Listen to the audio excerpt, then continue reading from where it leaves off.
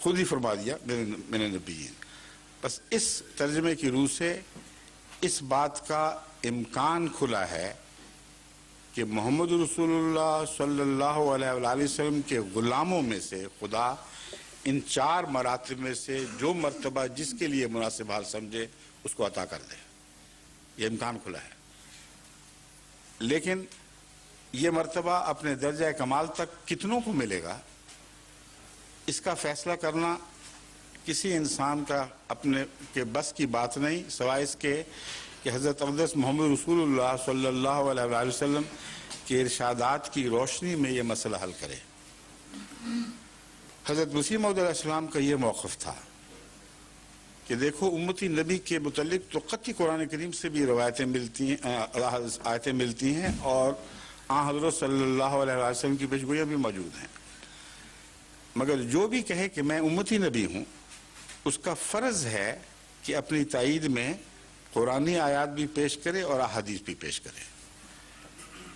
اور اپنی تائید میں آپ نے جو احادیث پیش کی وہ یہ ہیں. مثلا فرمایا کہ ایک طرف تو حضور اکرم صلی اللہ علیہ وآلہ وسلم فرماتے ہیں کہ آنے والے مسیح کا ذکر کر کے کہ مسیح آئے گا، فرماتے ہیں لیسا نبی بینی و بینہ، لیسا بینی و بینہ نبی، میرے اور اس کے درمیان کوئی نبی واقعہ نہیں ہوگا. جس کا مطلب یہ ہے کہ جو لا نبی آبادی کی احادیث ہیں ان کی تشریح خود فرما دی، اور خاتم النبیین کی تشریح بھی خود فرما دی کہ نبی کا لقب پانے والا میرے اور مسیح کے دوران کوئی پیدا نہیں ہوگا. لیکن نبی اس سے مستثنا، عیسیٰ نبی یا مسیح موعود اس سے مستثنا ہے، وہ ضرور نبی کا لقب پائے گا. اور اس کی تائید میں مسلم کی یہ حدیث پیش فرمائی جس میں وضاحت اور قطعیت کے ساتھ آنے والے مسیح کا ذکر ہے. عیسیٰ نبی اللہ کے لفظ استعمال ہو رہے ہیں کہ پھر عیسیٰ نبی اللہ یہ کرے گا، پھر عیسیٰ نبی اللہ وہ کرے گا. 4 مرتبہ ایک ہی حدیث میں حضرت عیسیٰ علیہ السلام کو، ماضی والے نہیں آنے والے عیسیٰ کو نبی اللہ فرمایا گیا. بس حضرت مسیح موعود علیہ السلام نے اس سے یہ موقف اختیار کیا کہ جہاں تک میرا دعویٰ ہے، میرا دعویٰ اس حدیث اور آیات قرآنی کے منافی نہیں ہے. میں نے جہاں امتی نبوت کا دعویٰ کیا ہے وہاں مسیح موعود کا بھی دعویٰ کیا ہے.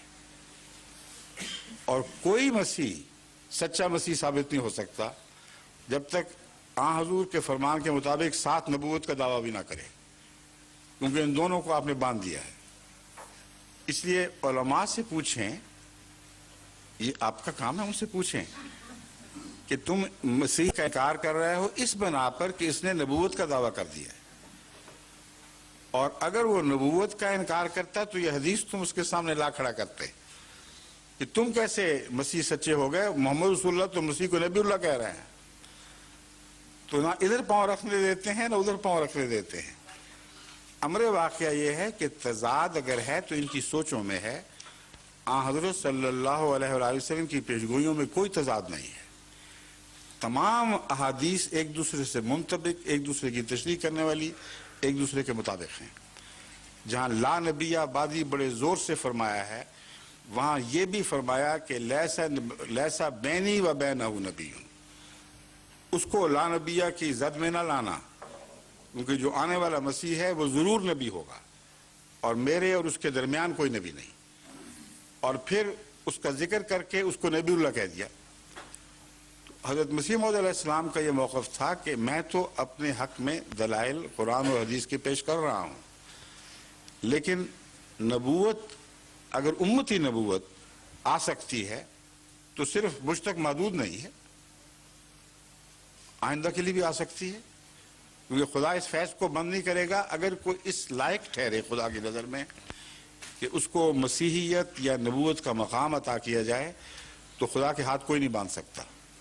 شرط صرف یہ ہے کہ وہ کامل تابع ہو، نئی شریعت نہ لائے، اس شریعت میں تبدیلی پیدا نہ کرے اور فرمان نبوی سے باہر نکلنے کی جسارت نہ کرے. مگر فیصلہ کرنا اللہ کا کام ہے. بس آئندہ بھی اگر کوئی ہوگا تو جنہوں نے ایک کو مان لیا وہ اس کو بھی مان لیں گے، لیکن جنہوں نے پہلے کا انکار کر دیا ہو ان کے لیے اگلا ماننا بہت مشکل ہو جاتا ہے۔ اب یہود نے پہلے مسیح کا انکار کر دیا تھا اور محمد رسول اللہ کو بھی نہیں مانا، پھر ان کی بڑی جماعت اس لیے محروم رہ گئی کہ پہلے ایک انکار کر بیٹھے ہیں، آگے سے بھی محروم ہو گیا۔ عیسائیوں نے محمد رسول اللہ علیہ وسلم کا انکار کر دیا اور مسیح ثانی جو اترا ان میں اس کا بھی انکار کر بیٹھے۔ تو محمد رسول اللہ صلی اللہ علیہ وسلم کی امت کو اس مضمون پر غور کرنا چاہیے کہ آنے والے جب خدا سے آتے ہیں تو انعام کے طور پر آتے ہیں، لعنت کے طور پر نہیں آتے۔ اس لیے آنے والے کو لعنتی قرار دینا یا دعویٰ کرنے والے کو کہ میں خدا کی طرف سے آیا ہوں ایک لعنت بیان کر کے رد کرنا اور امت میں شور ڈال دینا کہ یہ نحوست ہم برداشت نہیں کریں گے کہ کوئی نبوت کا دعویٰ کرے۔ شیطان ہونے کا دعویٰ کرے منظور ہے، دجال ہونے کا دعویٰ کرے سر آنکھوں پر، مگر جس نبوت کو خدا نعمت کہہ رہا ہے اور نعمتوں سے سب سے اونچی، اس کو لعنت سمجھ رہے ہیں۔ یہ ویسی بات ہے جیسے یہود نے شریعت کو لعنت قرار دیا تھا اور ان کی کچھ اصلاح ہو گئی تو سینٹ پال آ گئے، انہوں نے کلیتاً شریعت کی صفحے لپیٹ دی کہ لعنت ہے۔ تو لعنت قرار دینے سے پہلے سوچو تو صحیح کہ کس چیز کو لعنت کہہ رہے ہو۔ اللہ انعام کہتا ہے، تم لعنت کہتے ہو۔